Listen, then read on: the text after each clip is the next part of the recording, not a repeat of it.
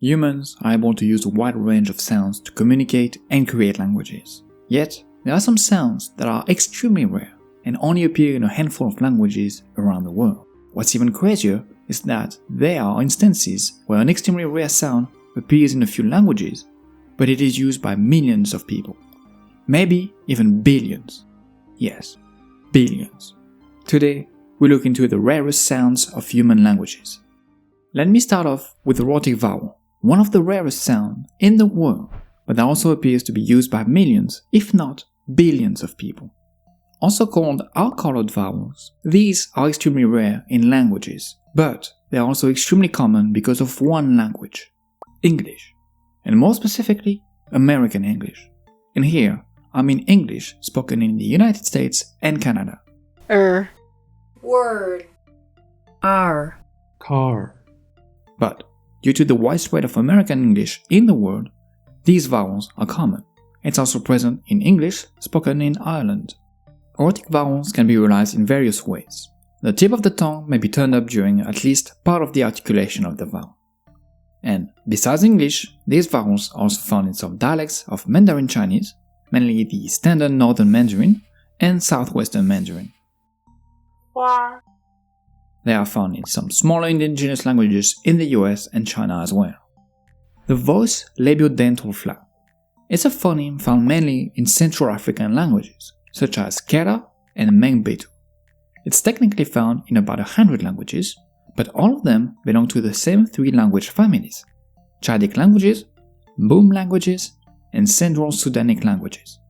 While they are rare outside of Africa, there has been some reports in some languages, like the Sika language in Indonesia. It's a flap or a tap, meaning the tongue makes a brief contact to the place of articulation.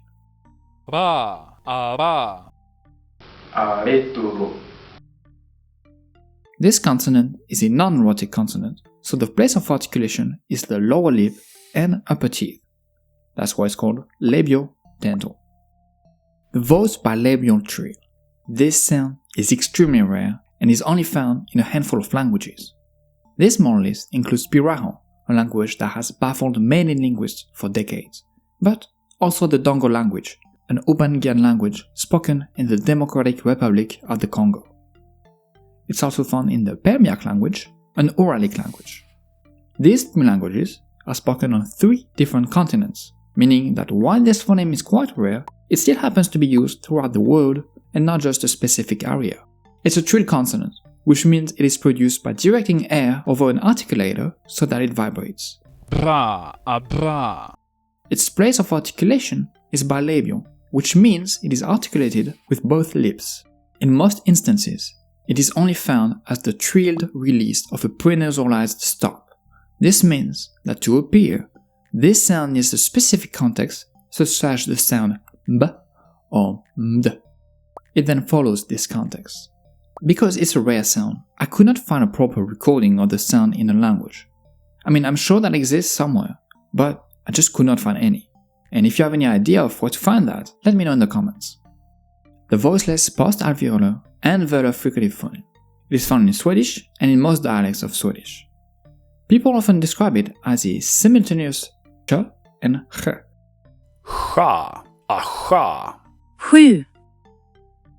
7. 7. At the same time, it has various realizations, whose precise phonetic characterization are a matter of debate, but which often feature distinct labialization. The sound is represented in Swedish orthography by a number of spelling, and the most common ones are SJ, STJ, SKJ, and sometimes before front vowels, SK. And it's a different sound from Sha. Asha. another voiceless fricative in Swedish, but this one is a palatal one. Sha. Asha. 20. 7. 20. Usually it's spelled differently, like TJ or KG, and before front vowels, K. It's a trademark of the Swedish language, making it famous for having this phoneme, and it seems that Swedish is the only language that has this phoneme. The voice pharyngeal fricative. Ran. Ran.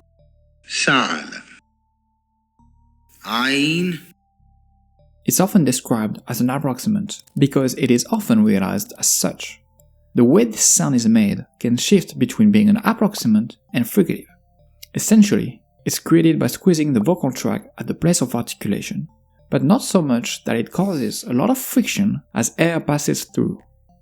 It is not found in many languages, but in the few it's found in, a lot of them actually have a lot of speakers. So the phoneme is rare, but it's also widespread at the same time. This includes languages like Arabic, Malay, or Kabyle, just to give a few examples. It's also found in some instances and dialects of some languages, like Ukrainian. Голос. If you know any other rare phonemes that are worth mentioning, leave a comment about them. In the meantime, I'll see you in the next video.